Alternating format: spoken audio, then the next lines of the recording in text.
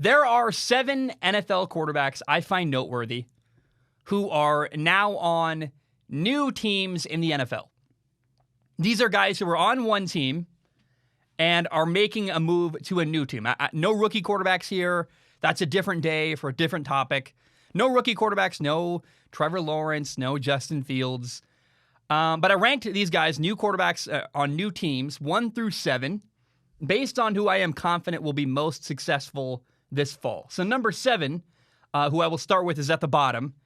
And my number 1 guy at the end is the person who I am most confident in. The guy I'm like, this guy, pound the table, I believe in him. I do have to give an honorable mention, though, real quick. Andy Dalton did go to Chicago. He's the Bears' new quarterback. I left him off the list. He's not in my top 7. To me, the thing is, he's just not the story in Chicago. Like, I didn't include Mitchell Trubisky either, because Mitchell Trubisky is the backup quarterback in Buffalo. Like, there's other quarterbacks who moved around. I think the number 8 most notable guy probably is Andy Dalton. He's going to play a little bit, we think. But Andy's just a placeholder for Justin Fields. Like, the story in Chicago is the rookie quarterback, Justin Fields. But if that changes, let's say Andy Dalton has an amazing year and is incredible, of course, I'll make a new topic. I'll update. I'm like, oh, wow, Andy Dalton, I had such low expectations, I didn't even put him on that list I made. And so I just want to acknowledge, hey, Andy Dalton is another guy who's going to play in the NFL, start a couple games, and he's missing from this list in case you're wondering. But let's start off at the bottom of the ranking. Number 7, Tyrod Taylor. Tyrod Taylor went to the Houston Texans this offseason. Houston is terrible. They will be an awful team. And he's right on the edge of a guy like he's the 28th or 30th best quarterback in the NFL. You know, he's right. He's not awful. I would put him ahead of a guy like Trubisky, who's now no longer a starting quarterback. And, you know, he actually once led the Buffalo Bills to the playoffs. I mean, Tyrod Taylor's had a very weird career. And in just a couple of years back-to-back, he's lost his job to Josh Allen in Buffalo, then Baker Mayfield in Cleveland, and then last year, he lost his job to Justin Herbert in LA. And like, man, this guy, it's very weird. Now, for the first time in his career, Tyrod Taylor is finally the guy doing the replacing. Rather than getting replaced, Tyrod is now the guy in Houston. Because the Texans' most recent quarterback, Deshaun Watson, played there for a couple of years, is in the middle of a messy, massive legal battle. And I've seen some people say that if Deshaun Watson does ever play again, he may never play again in the NFL, but if Deshaun Watson does ever play again in the NFL, he may not play again until 2023. It could be a couple of years of legal stuff and all kinds of things. I'm just going to wait and see what happens. I'm kind of staying away from that. But it is very safe to say Deshaun Watson is not going to play quarterback for the Houston Texans this fall. And Tyrod Taylor looks like will be the week 1 starter in Houston. Now, they did draft the Stanford quarterback Davis Mills in the 3rd round, the first pick in the 3rd round. He could play later in the year, but I expect Tyrod Taylor to start a lot of games in Houston. He's their guy moving forward until we get further notice. And unfortunately, Houston's going to lose a ton of games. I mean, Tyrod Taylor can do his very best. They're just an awful, awful franchise, awful football team. They went 4-12 last year. That was with Deshaun Watson playing incredibly well, by the way. Deshaun Watson, their quarterback last year, had like an MVP caliber year, and it was so bad around him he couldn't overcome that. Now they're taking a step backward to Tyrod Taylor, a guy who's not as good at quarterback. I have even lower expectations, but still, I think I feel bad for Tyrod Taylor because it's like a missed opportunity. He's a guy who's a starting quality quarterback who I thought the one time in Buffalo he had something going. They didn't want him, and they replaced him with Josh Allen, who Josh Allen has justified that move. But it's like, man, it's still like, dang, man, Tyrod Taylor really got the short end of the stick. He's never been in this great moment with a good team around him, and I really would be curious to see what happened with Tyrod Taylor if he ever did get a moment like that. He'd never be amazing, but he certainly is not the absolute worst quarterback in the NFL. So, Tyrod Taylor. Number 6 is Lions quarterback Jared Goff. He got traded to Detroit. I do not love Jared Goff. In LA, I always believed that his head coach, Sean McVay, did the heavy lifting. I mean, Jared Goff did some good stuff. He certainly is capable. He's got a great arm. But he had Sean McVay in his ears every single play. Sean McVay, you can talk over the headset to your quarterback until a little bit left in the play clock. And so regularly the Rams were snapping the ball early in the play clock before Sean McVay got cut off from talking to Jared Goff. Meaning, man, there are a lot of moments where Sean McVay is telling Jared Goff where to look, what to do, babysitting, right? And he's losing that. And I would say that the success Jared Goff had was more to do with coaching and more to do with Sean McVay than it was to do with Jared Goff. I mean, there's a reason the Rams got rid of him and moved on. Matthew Stafford, who I think is much better, couldn't win in Detroit. I don't know why you would go, oh, the better quarterback couldn't do it in Detroit. Let's be more confident in Jared Goff. It's hard to find a lot of confidence for the Lions with Jared Goff. And you do realize the Rams had to package Jared with 2 first-round picks to offload him, to get rid of him, and to get rid of that big contract he had. So while I admit I'm very, very skeptical of Jared Goff, I said good coaching did help Jared Goff in the past. And the Lions do have some good coaching. Their offensive coordinator, Anthony Lynn, is a guy who failed as a head coach in L.A., but he really, really helped Justin Herbert last year.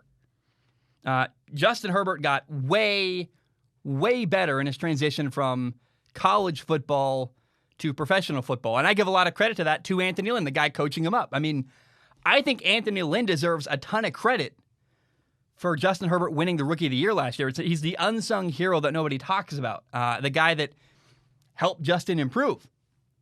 Now, also, the Lions have a quarterback coach, Mark Brunell, who is a former NFL quarterback, a guy who played 17 years from 1994 to 2011. Mark Brunell loves football. He's the best quarterback in the Jacksonville Jaguars franchise history. We'll see if Trevor Lawrence can break that. That'd be kind of interesting, kind of cool to see. But having Mark Brunell there is also a cool person to have working with Jared Goff, a guy who has done the job before. He's been in the room, loves football very clearly. He would. There's no way after 17 years in the NFL playing quarterback, he needs to coach. Maybe he's awful financially, but I think he's a guy who loves football. Now, the Lions are rebuilding. I wish they had some more offensive weapons. They did draft tackle Penei Sewell to protect Jared Goff. They also have TJ Hawkinson, a guy who was a Pro Bowl tight end last year. Like, there's not nothing around Jared Goff.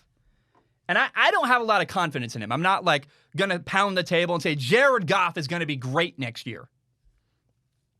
But it's certainly not hopeless either. Like, there's a shot here that with good coaching and some time, this could work.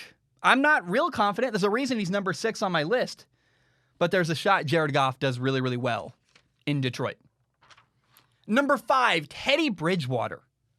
He got traded from Carolina to the Denver Broncos. He's the new Broncos quarterback. And there is a guy behind Teddy Bridgewater, Drew Lock, a guy who has played and started a number of games for the Denver Broncos.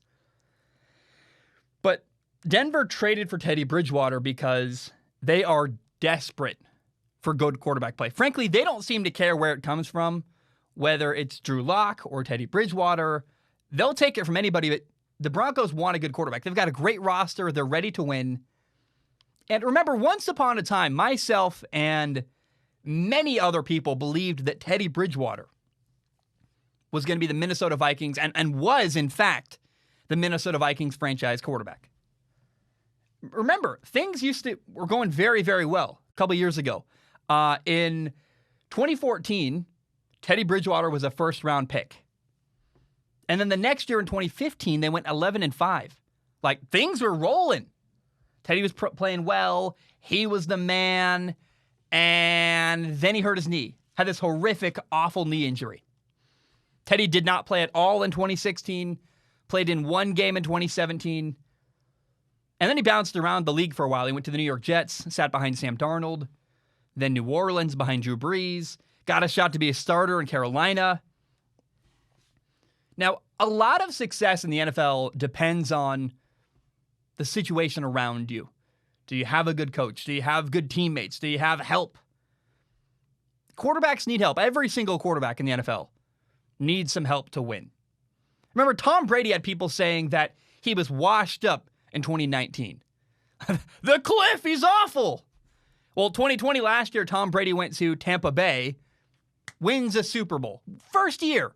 So, very clearly, quarterbacks need help. That's undebatable. By the way, remember when Matt Schaub once led the league in passing yards? Matt Schaub in 2009 had nearly 5,000 yards passing. So unexpected things can happen. Kurt Warner led the Cardinals to a Super Bowl late in his career. They lost the Super Bowl, but it was an incredible run. It was like, wow, hey, look, a team that's got a great roster, got the right quarterback, made a big run. And so sometimes it all does come together where a guy lands in the right spot with a lot of help around him and does the unexpected. Denver is loaded. The Denver Broncos have a ton of talent everywhere. Offense, defense, skill players. It's ridiculous. And so this is the best opportunity Teddy Bridgewater is ever going to get for him to show, hey, here's what could have been. Minnesota Vikings fans might watch this year and go, oh, heartbroken for what could have been. Maybe not. I don't know. I can't get a read on it. Remember, Teddy's had a lot of opportunities. But was the Jets really a great opportunity? He was never the guy in New Orleans. He wanted a shot to be the starting quarterback. I think if Drew Brees had retired before last year, Teddy might have stayed in New Orleans, but he's like, no, I want to be a starting quarterback. So he left. Got a big deal in Carolina. Carolina is decent, but he's certainly going to have a better roster in Denver. And I am telling you, if there's ever going to be a shot for Teddy Bridgewater to do what we thought he was going to do back in 2015 when he went 11-5 and was doing so well with the Minnesota Vikings, this is the shot for Teddy Bridgewater to have kind of a redemption story, a cool arc to showing people what could have been. There's a shot he pops off. I don't know if he's going to succeed, but it's very possible Teddy Bridgewater makes me regret not ranking him higher on this list. My number 4 quarterback is Sam Darnold. And I'll be honest, I debated whether or not to put Sam Darnold ahead of Teddy Bridgewater. The Denver Broncos have a great roster. I went back and forth on this. Ultimately, I realized, well, Sam Darnold has literally replaced Teddy Bridgewater twice, 2 different times. Remember, Teddy Bridgewater was Sam Darnold's backup in New York on the Jets. And then this year, Carolina traded Teddy away and literally replaced Teddy with Sam Darnold. So multiple times, 2 NFL franchises have chosen Sam Darnold over Teddy. To me, I go, okay, I trust that. I believe that. Not to mention, remember, Teddy Bridgewater is older. He's had more opportunities on more teams to show us he's a great quarterback. Now, Sam Darnold, who is 24 years old, turned 24 in June. He's literally younger than Joe Burrow, despite the fact that he's played in the NFL for 2 more years than Joe Burrow. Sam Darnold has had a brutal NFL career to this point. He's had no help, a bad roster around him, a bad coach helping him. And it is really, really hard to be good when you're surrounded by so much bad. It is just, especially if you're a young quarterback, just being sucked down into the abyss. I would argue that Sam Darnold has never, ever been given a real shot to do well in the NFL until now. The Carolina Panthers traded for him. Again, 24 years old. And in Carolina, he's finally going to get some support and, more importantly, some stability. Some people who are competent running the team. The Carolina Panthers do not have the best roster in the NFL. We'll talk about that in a moment. But he's going to get a good owner, David Tepper, a good coach, Matt Rule, a guy who turned around Temple, turned around Baylor. Now he's working on turning around the Carolina Panthers. They're getting an awesome offensive coordinator. They have a great offensive coordinator, Joe Brady. Remember, Joe Brady, a couple years ago, is the coach who helped Joe Burrow go from a nobody, was projected to be like a 7th round pick. And with the help of Joe Brady at LSU in college, Joe Burrow went from nobody to a superstar. Heisman Trophy winner, number 1 overall pick, the quarterback we see today. Now, again, a lot of that is because Joe Burrow worked his butt off, but it certainly helps when you got a good coach. So now Sam Darnold has that coach. Oh, sweet. Great ownership, great coach, great offensive coordinator helping him. The Panthers have some solid talent. They have Christian McCaffrey, running back, guy who can catch the ball out of the backfield really, really well. Chuba Hubbard, they drafted this year. DJ Moore is an underrated receiver. They have Dan Arnold, a sneaky good receiving tight end. Go watch Dan Arnold highlights. Didn't have a lot of catches, but he had a couple catches in Arizona recently. We were like, oh my gosh, this guy's an underutilized talent. I'm excited to watch him in Carolina. Now, I am all in. I truly believe the Panthers got their franchise quarterback, and they did it for a bargain. They got a great deal. They traded a second-round pick for Sam Darnold, a couple late-round picks in next year's NFL draft. And the impact of getting a new team, a chance to reset your career, to play under good leadership, you're going to see a different Sam Darnold in 2021 this fall. And I am so excited. I fully believe. I cannot wait to watch Sam Darnold play this year in Carolina. My number 3 quarterback who's moved to a new team is Ryan Fitzpatrick. He signed to be the quarterback in Washington. And it's pretty amazing what perception can do. Perception, is it age? Remember in 2018, Ryan Fitzpatrick had an incredible run where he put up massive numbers, was doing crazy good stuff in Tampa Bay. That's where he got the nickname Fitzmagic, when you're like, oh my gosh. And the Buccaneers went back and forth between Ryan Fitzpatrick, Jameis Winston. In the end, they said, well, hey, Ryan, sorry, you're old, dude. We're going to stick with Jameis Winston for another year, and we're going to go with the younger guy who we drafted, number 1 overall pick. We're going to stick with the younger, more appealing option than the older, aging quarterback. Despite the fact he did some good stuff, we're going to move on. So that was 2018. In 2019, 2 years ago, he played really well for the Miami Dolphins, but he's old. He's 38 years old. If he'd done the good stuff he did in 2018 and 2019 at 24 years old, he'd be viewed as a franchise quarterback. People would be building their team around Ryan Fitzpatrick. The problem is, this is a guy who was a late bloomer, man. He peaked very, very late in his career. And so Miami drafted Tua. They said, we're going to draft Tua Tagovailoa, number 5 overall, build around this guy, because, sorry, buddy, you're old. We got to get our quarterback of the future. And Miami kept trying to make Tua the guy. Remember, right after the bye week, they made Tua their starting quarterback. The problem was, though, late in games, in key moments, they would take Tua out of the game. They'd go back to Ryan Fitzpatrick. They kept putting in Ryan Fitzpatrick that they trusted, who pretty clearly they thought gave them the best opportunity to win games in close, tight moments. And so I have no doubt Ryan Fitzpatrick would never say this. He's too gracious, and I think, frankly, doesn't want to cause trouble. He would never say this, but I would imagine he was at least, at minimum, a little bit annoyed with the way that Miami just would not commit to him, and we're back and forth and Tua. And he gets it. Like, they drafted Tua. They're going to go with him. But you're telling me he didn't want to be the starting quarterback? And sometimes all a quarterback needs is for a team to commit to them. That is why this marriage between Ryan Fitzpatrick and Washington is so perfect. This Washington football team, they made the playoffs last year, even though they never really had a true starting quarterback. Last year, Washington had 4 different starting quarterbacks play for them. They had Dwayne Haskins, Kyle Allen, Alex Smith. Then in the playoffs, they started a guy, Taylor Heinicke, who hadn't played quarterback for them all year as the starting quarterback. And Taylor Heinicke, by the way, did shockingly well against Tampa. But to have 4 different starting quarterbacks in a playoff run is absurd. That doesn't happen. You don't have a team that goes to the playoffs without a starting quarterback. So all Washington needed was a quarterback to commit to, and all Ryan Fitzpatrick needed was a team that would commit to him. And when you think about it, Washington should be the favorite to win the NFC East this year. They won it last year, even though they didn't even really have a true starting quarterback. Like, who's better than Washington as far as just the base roster? Dallas? New York? Philly?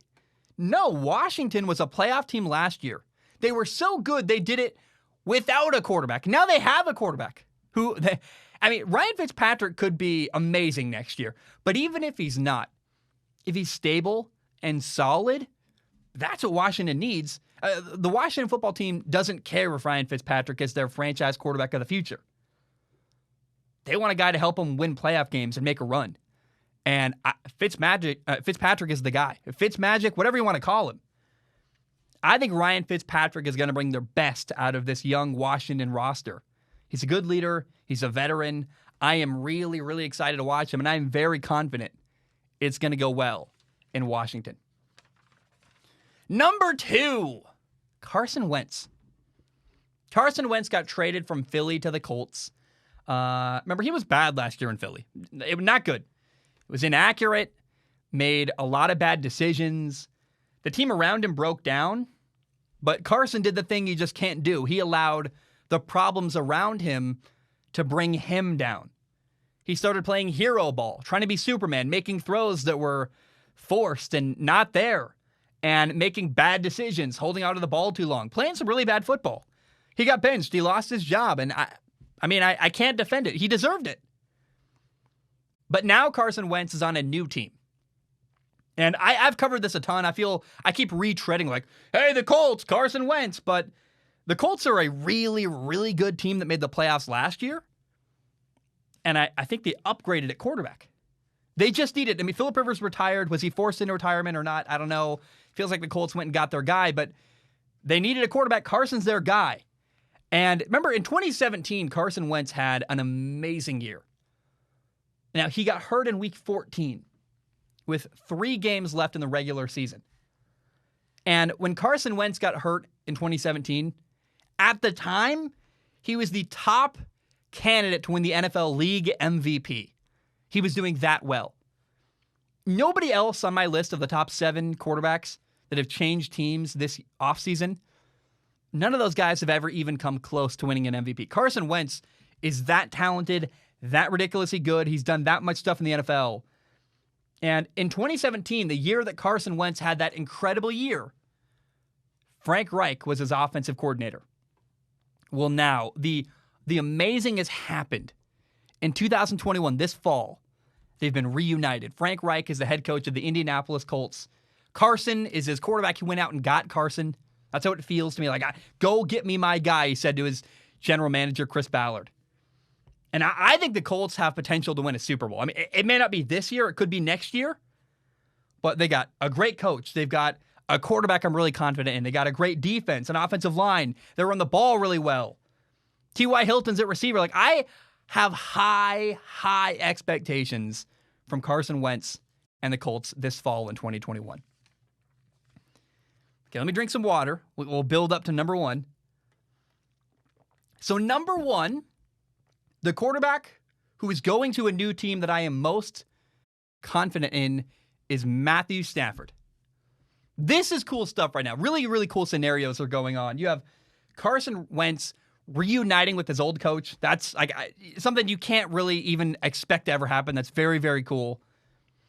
And then you have Matthew Stafford being rescued from Detroit.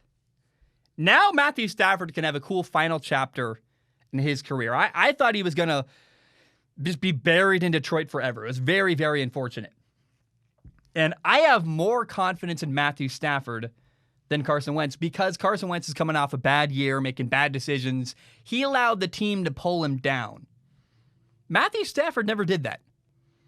Matthew Stafford never allowed the Detroit Lions to pull him down. He was a bright, shining star in a dark abyss. I would say that he was a bright, shining star in a black hole, but a black hole is a dying star, so that's a whole convoluted thing I don't need to go into. But, man, he was the only bright spot in a really, really bad franchise for years. Remember, Matthew Stafford was a number 1 overall pick in 2009. And the year before the Lions drafted him, in 2008, they went 0-16. They were awful. And they've been awful forever. They've had 3 different head coaches. They rebuilt 3 different times around Matthew Stafford.